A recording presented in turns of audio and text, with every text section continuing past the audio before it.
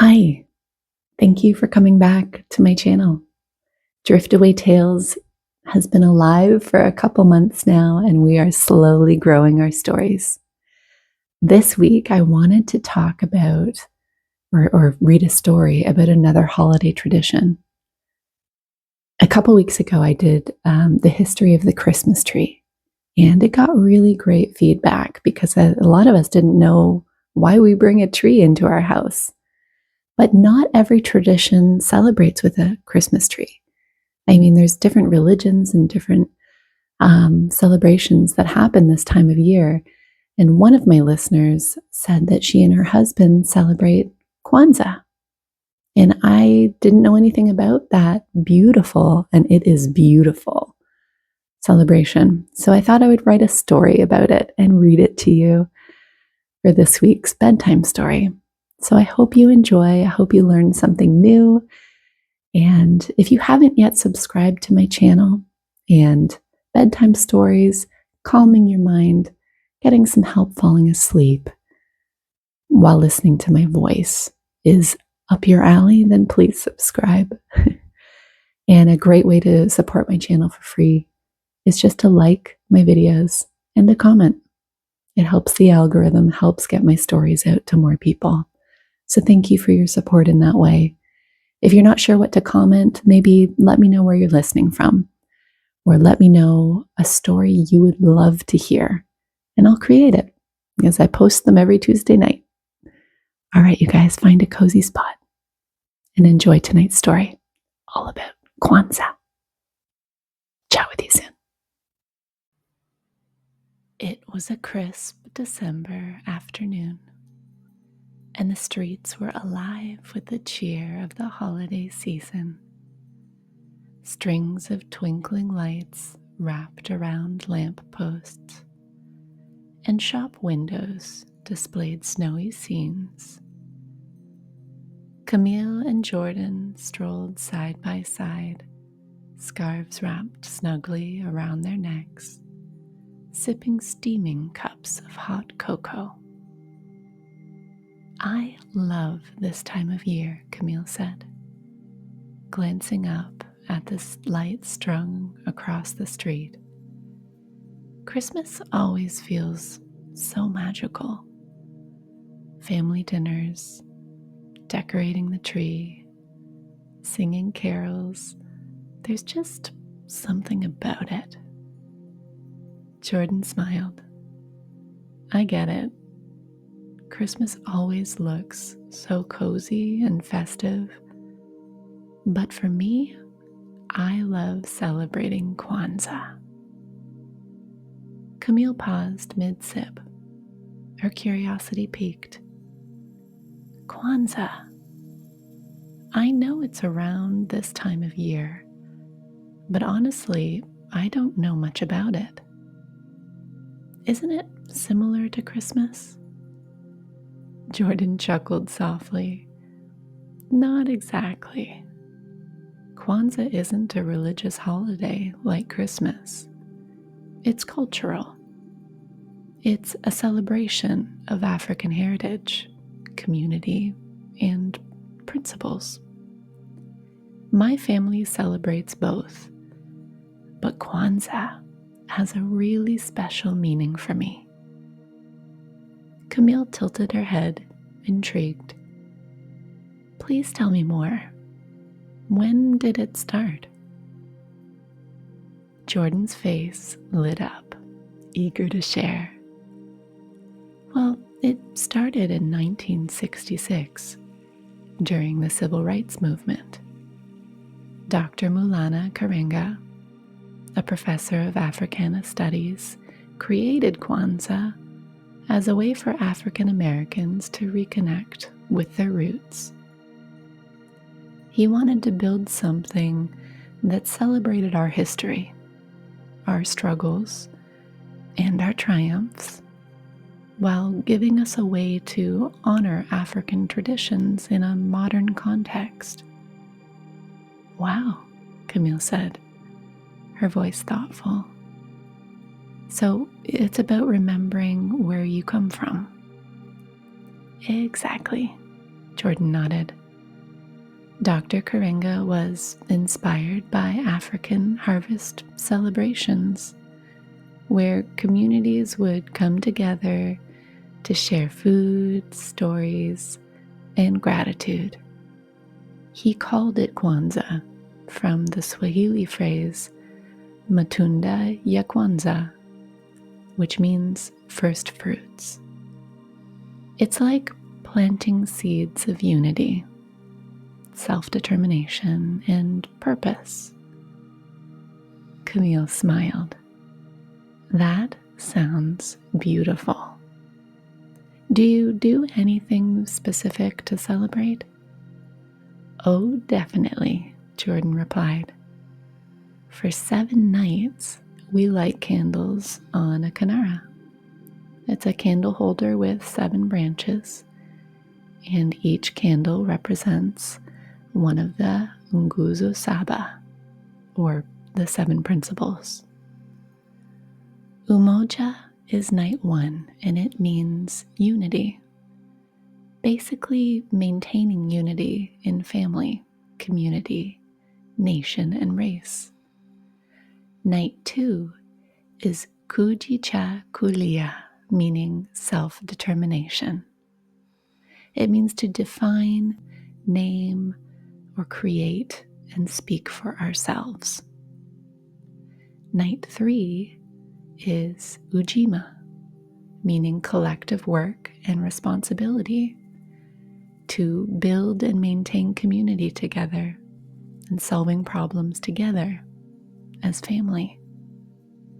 The next night, we talk about Ujama, and that means cooperative economics, to basically build and maintain business together and profit together.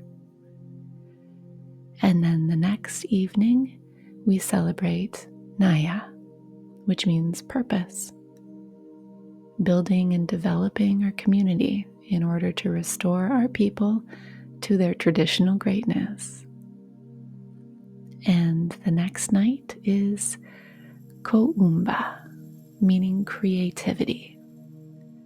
And it's all about leaving our community more beautiful and beneficial than we inherited it. And then the last night is Imani, meaning faith. And it's having trust and belief in our community, our culture, and our shared goals, as well as in the power of the struggle for justice and equality. These principles serve as a framework for reflection, growth, and community building during Kwanzaa, instilling values of unity, purpose, and cultural pride. My favorite part is when we talk about how we've lived out these principles in the past year and how we'll carry them into the next. It's so grounding, especially with everything going on in the world. Camille took a moment, letting Jordan's words settle. That sounds peaceful and meaningful. So it's not just about celebrating the past, it's about how to live today and tomorrow. Exactly, Jordan said. It's about remembering where we've been, honoring the sacrifices of those before us, and dreaming of a better future. It's not flashy or commercial, it's intentional and reflective. Camille nodded slowly. I think I'd love to see what Kwanzaa feels like. It sounds like something everyone could learn from, no matter what they celebrate. Jordan laughed warmly. Well, you're invited. Come by one night during Kwanzaa. We'd love to have you, but you have to bring the cocoa. The 2 friends laughed, their breath curling in the crisp winter air. As they walked on, Camille felt a quiet warmth. The holidays, she realized, could be about so much more than what she imagined. It was the first night of Kwanzaa, and Camille arrived at Jordan's house feeling both excited and a little nervous. The evening air was crisp, and it had the intoxicating smell of wood smoke. Camille stood at the door holding a small gift wrapped in bright red paper, and when she knocked, the door flew open and Jordan greeted her with a warm hug. Camille glanced over her shoulder and noticed the house was aglow with the soft light of candles. A Kanara, the 7-branched candle holder, stood at the center of the room, with one candle already lit. The golden light shimmered on the walls, dancing like a quiet celebration of the evening ahead. "You made it," Jordan said, stepping aside to let Camille in. "Welcome to Kwanzaa Night 1. Camille smiled. "This place is beautiful. It feels peaceful." The air smelled rich with the aromas of food. As Camille stepped into the living room, she noticed a large table set up with colorful cloths, rich earth-tone decorations, and an array of foods. "What's all this?" Camille asked, her eyes wide with curiosity. "Oh, the foods eaten during Kwanzaa are influenced by African, Caribbean, South American, and Southern cuisines." Camille nodded and looked over the table, her mouth watering.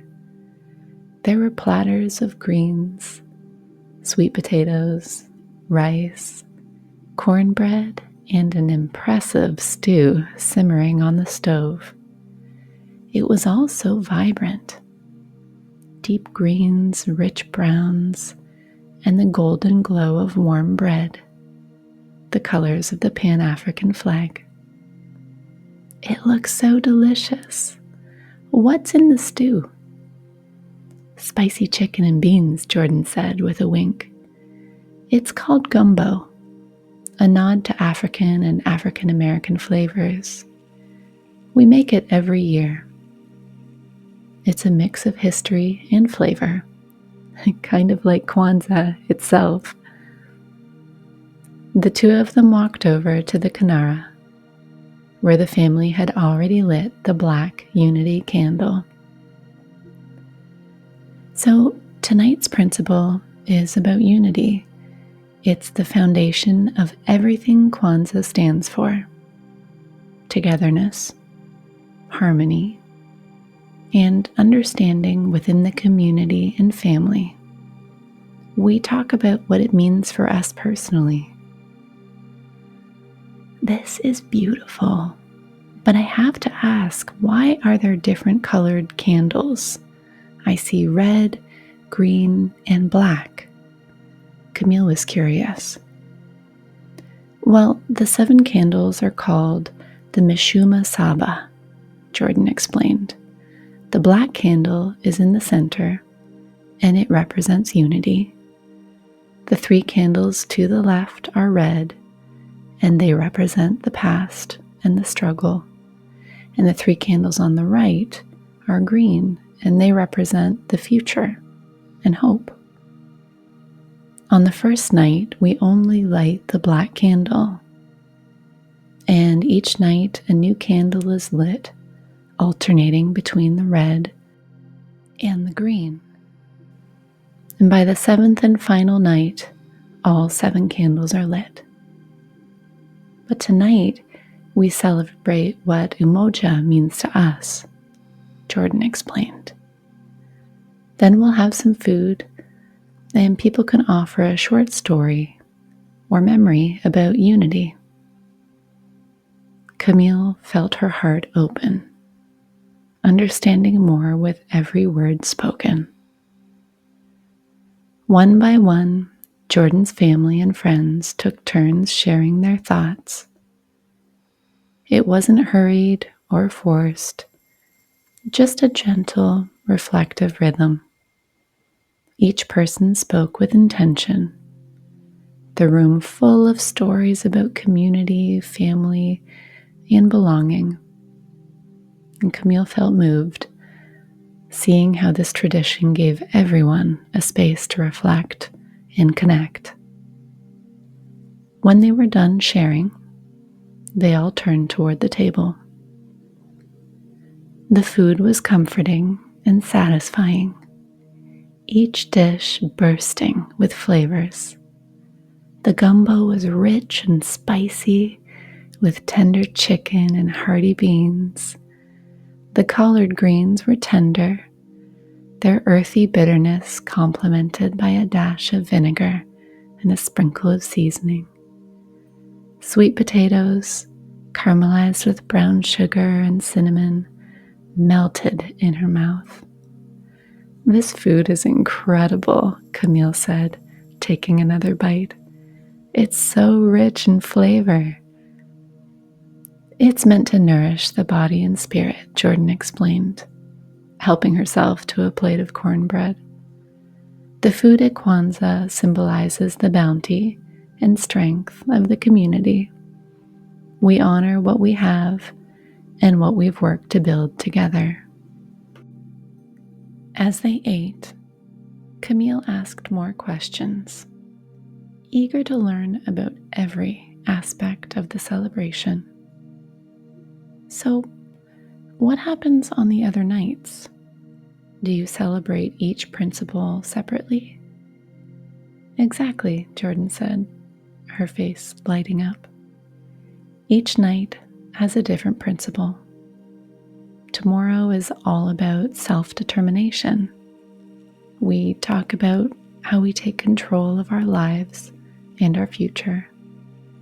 And then the night after that is Ujima, where we talk about how we work together to build our community." Camille nodded, feeling like she was absorbing more than just history or food. She was absorbing a way of being, a way of thinking about the world. It's all about connecting to your past, to each other, and to your purpose. "Exactly," Jordan agreed. "Kwanzaa is a time to pause and reflect on what's important, to give thanks for the harvest, whether that's literal or metaphorical, and to make a commitment to the future. It's about building something lasting, something meaningful." As the evening drew to a close, Camille found herself lingering over the warm feeling that seemed to fill the room. She'd learned so much already about Kwanzaa, about the principles, about the deep sense of connection Jordan's family had with each other. She realized that no matter what holiday you celebrated, the true beauty lay in the coming together of people, sharing not just food and gifts, but stories, laughter, and purpose. The night ended with everyone gathering around the Kinara, their voices soft as they sang a song of peace, hope, and unity. Camille felt the sense of belonging that Kwanzaa was built upon, the warmth of shared history and love, the promise of a future shaped by care and intention. And as she left that night, Camille felt grateful, her heart touched by the beauty of what she had experienced. Kwanzaa wasn't just a holiday. It was a living, breathing celebration of connection, something she would carry with her long after the candles had burned out.